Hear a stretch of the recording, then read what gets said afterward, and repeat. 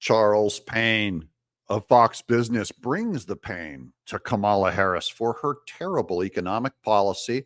I'm going to assume, I'm going to agree with the media that keep presenting her as president. So I'm going to blame her as president. Where's Joe Biden? We don't know. Even Kamala isn't doing interviews. Welcome to Doug in Exile.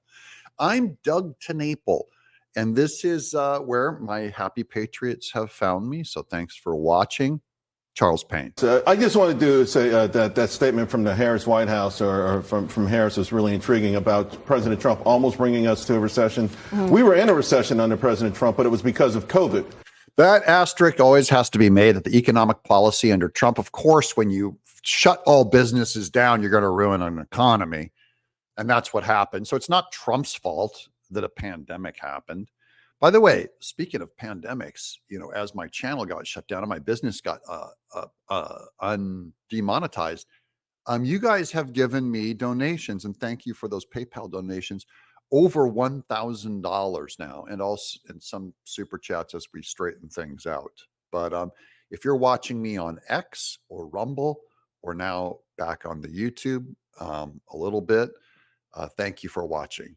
Here's the thing, though. The actions that were taken led us to the shortest recession in history. This is a different type of recession that we're in the cusp of right now. This is not because of a once-in-a-century element that no one saw coming and had to lock down an entire global economy. This is because of policies that triggered 40-year high inflation that have now taken a massive toll on the economy. 40-year high inflation, that's the theme. That needs to be the theme of the election if Trump wants to win against Harris. And that is going to be, watch him tack to all economic policy. The worse the economy gets, the more likely Trump wins Kamala. This was a referendum, really, the market reaction on Jay Powell. I would say 60% of what we're looking at right now is on Jay Powell. Comes at his head of the Federal Reserve. The Federal Reserve, their job was to quell inflation, and their job is to sort of unwind what they've done. They're really taking a deliberate steps to kind of back off on that. I think another 20% would be growth. Growth is slowing a lot faster than anyone thought or expected. So growth is the biggest problem right now. 20% down on growth. You can't operate with those kinds of numbers. Growth means that people are not enthusiastic about their monetary policy in the USA. They can fake it. They can lie to you about it in mainstream news. The people are feeling it in their wallets. And here's the difference. Changes in wages and inflation since the Biden-Harris administration. Inflation's up more than 21%, right. And real wages are down about 2%. That's real life stuff.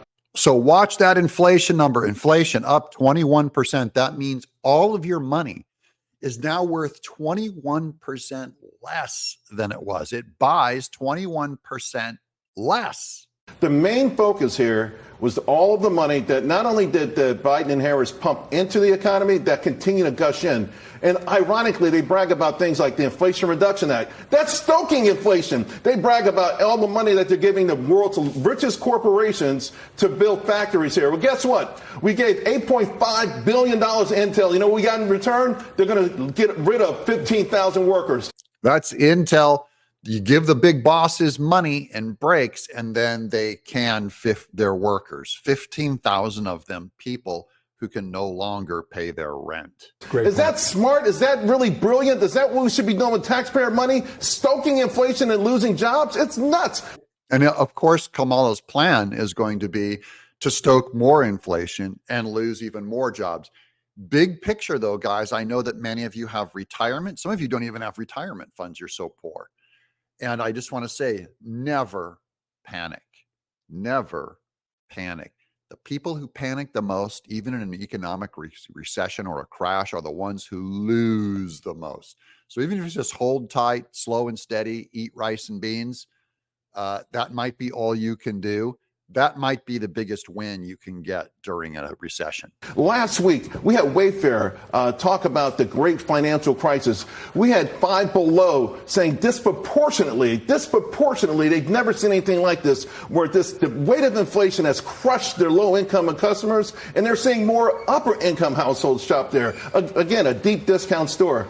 So next time you shop at Dollar General, look around and see if there's any...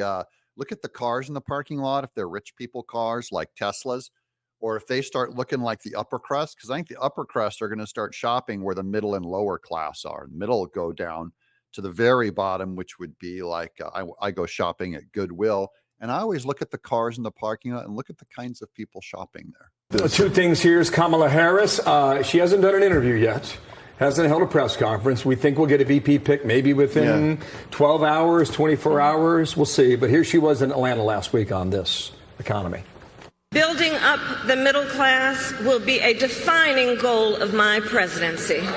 And they always say they're going to build up the middle class. I was just reading George Orwell's 1984, and he said how Big Brother and their socialist members always talk a good game about supporting capitalism and supporting the middle class.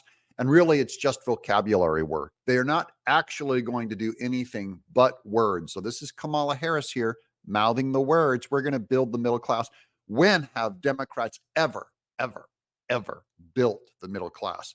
They're there for the rich, which is why they get all their money from Hollywood, from all their donors, and New York and big cities like Chicago. Those are urban centers. Those are not getting tiny micro donations. And their other audience is the very, very poor, where they give away welfare to buy votes, or give away college to tuition, excuse loans to buy votes. Nothing for the middle class, which is actual small companies creating most of the jobs. And yes, it is true that by many indicators, our economy is the strongest in the world. And that is a true, no matter what happens in the world, ever since America was made, we've been the strongest economy compared to other economies. So if you're going to compare us to everything else, America, we could crash. We could have a complete economic depression, and we'd still be one of the top economies in the world. So that is not apples to apples. That is like a fake positive thing to say. But while inflation is down and wages are up, prices are still too high. You know it and I know it. How in the world can inflation be down and wages be up? It's literally the opposite. Inflation is up 20%. Real wages are down 1.9%. So she's doing the flip. She'll get the full cover from the media to lie to you, but we all feel it in our pocketbooks. Now here's the Wall Street Journal. Wall Street Journal, here we go. Ultimately, the core of this election is about economic issues. This is a Republican pollster by the name of David Winston. Every time you're not talking about that, you're missing an opportunity to engage independent voters. Independents always decide who wins election. So that's the message for Trump. Trump, stay on the economy to get those undecided voters that will decide this election. Economy. They don't care about politics. That's why they haven't picked a side yet. They just go, what's going to help my bottom line? And the message has to be clear. That is, blame Kamala for the last 4 years of the Biden-Kamala regime. And then Trump is going to restore things back to a rip-roaring economy.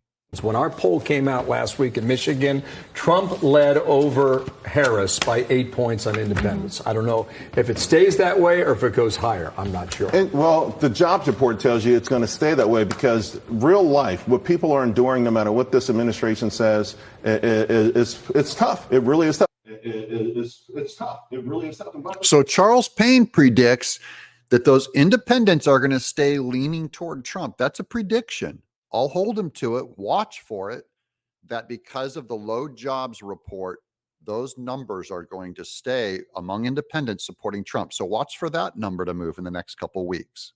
And by the way, two other things I got to point out. Please. Geopolitical issues are really becoming very frightening. And you saw all those planes out of Russia into Iran over the weekend. Those are the type of planes that carry military hardware. Of course, we moved in a battleship and we're moving in another fighter squadron. And I don't want to scare you guys, but the Kamala Biden weakness has set the world on fire.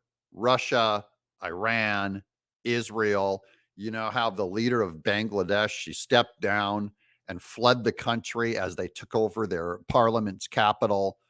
You have riots in London right now.